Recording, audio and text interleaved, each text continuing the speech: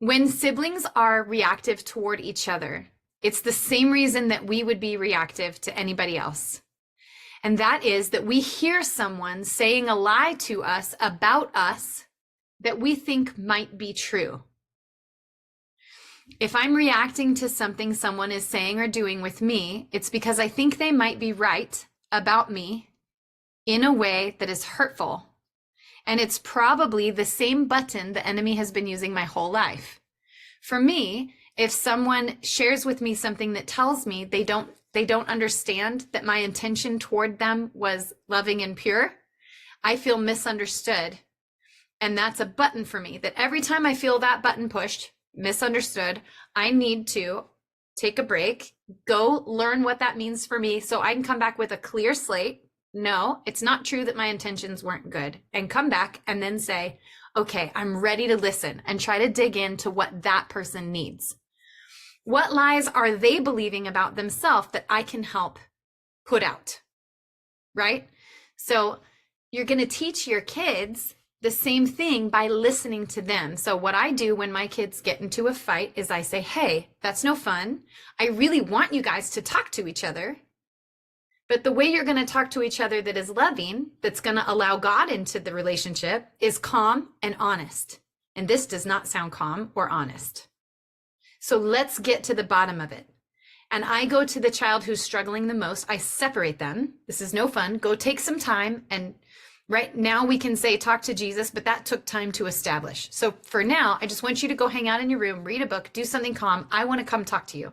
And then I go to child A, the one who's struggling the most, the one who's having the most difficult time, the most emotion, all the things. And that's different than the loudest one. And Jesus will show you. This one's button is right at the surface. They express it differently, but Jesus will show you who to go talk to first. And then I listen to that person. She always does this to me. Okay, well, I can listen when it's calm and honest, and it can't be always. It can't be always, because nobody does something all the time. So what's really honest? Like, okay, lots of days. Okay, lots of days. And then what do you feel? Angry. You feel so angry because, and I sit with them until they can talk to me about what it is. And eventually a lie surfaces because she thinks I'm trying to hurt her, or she thinks my ideas are stupid, or she thinks that I'm embarrassing in front of her friends, or whatever. They're going to tell you the real lies in their heart. And actually, I find more often my kids are willing to share what's really going on in their hearts when they're in a fight with each other than they are when they're in conflict with me, because that's scarier to do. So I can become a great listener and then get the pulse on actually what this child is dealing with in their identity by breaking down a sibling fight. And then once they've said it and I've reflected, I say, hey, it sounds like you feel really embarrassed around your sister at school in front of your friends. And it sounds like you think that they think you're stupid and ugly. Is that right? And you'll have a kid who's really, you'll see whether it's right.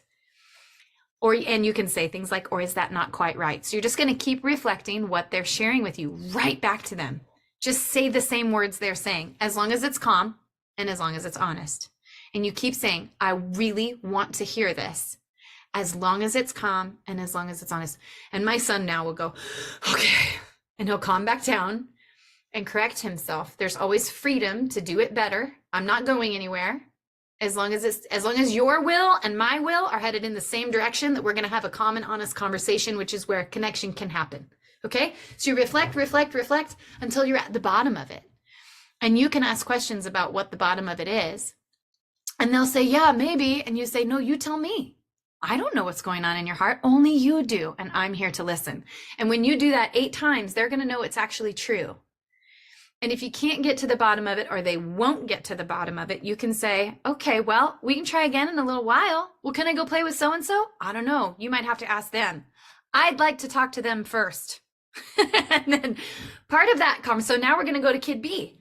And then I ask them to speak to each other. Hey, can you please share with her what you told me? What, that she always da-da-da? No, because remember, that wasn't honest. Can you share with her about you?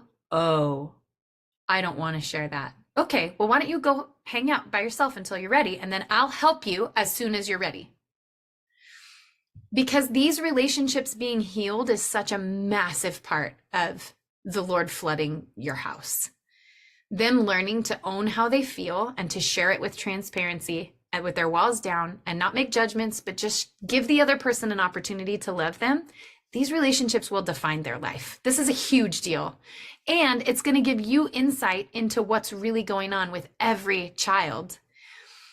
And bonus, you'll be able to see when you go take it to Jesus after it's all melded up, after they've fixed it in front of you with your help.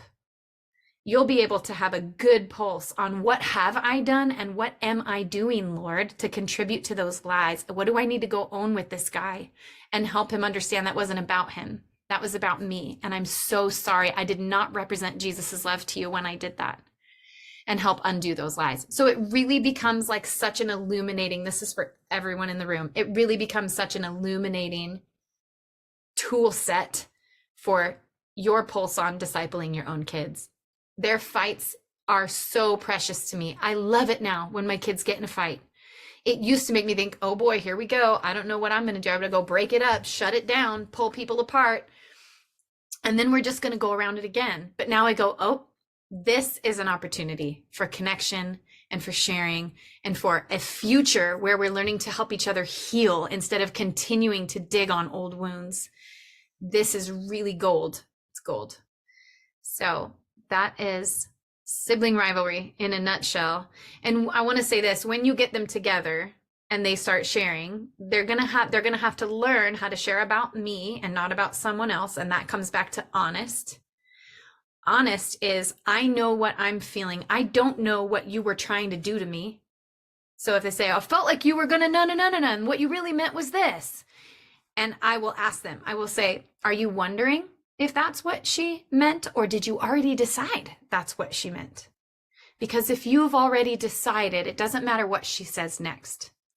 But it would be really cool if you think maybe she meant to hurt you that way if you asked her and you find out what she really meant. Wouldn't that be cool? So you're going to teach them curiosity. I do this with my kids. We do this like twice a week, and it has been such a massive turning point in our home.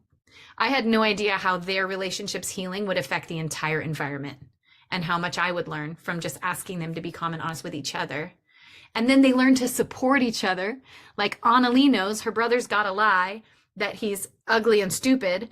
Now she knows that she can pour into telling him and expressing what a cool dude he is and how good his ideas are. My kids are actually learning to proactively build each other up because they know each other's weaknesses.